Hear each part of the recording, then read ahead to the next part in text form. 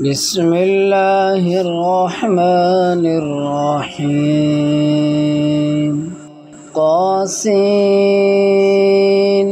تلك آيات القرآن وكتاب مبين هدى وبشرى للمؤمنين الذين يقيمون الصلاة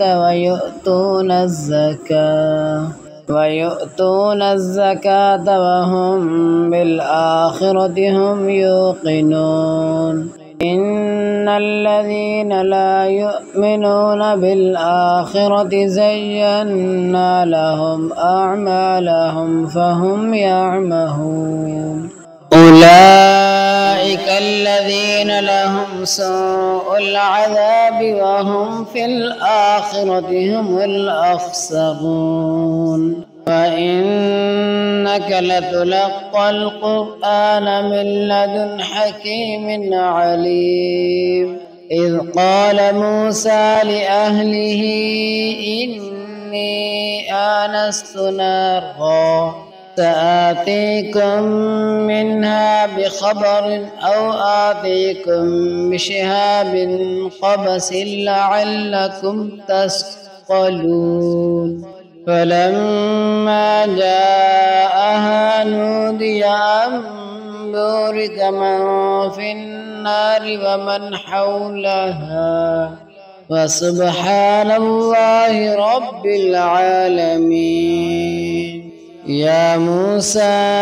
إنه أنا الله العزيز الحكيم وألق عصاك فلما رآها تهتز كأنها جان ولا مدبرا ولم يعقب يا موسى لا تخف إني لا يخاف لدي المرسلون إلا من ظلم ثم بدل حسنا بعد سوء فإني غفور رحيم وأدخل يدك في جيبك تخرج بيضاء من غير سوء في 9 آيات إلى فرعون وقومه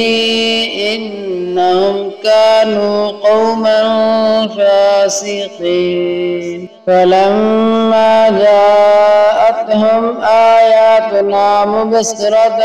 قالوا هذا سحر مبين وجحدوا بها واستيقنتها أنفسهم ظلما وعلوا فانظر كيف كان عاقبة المفسدين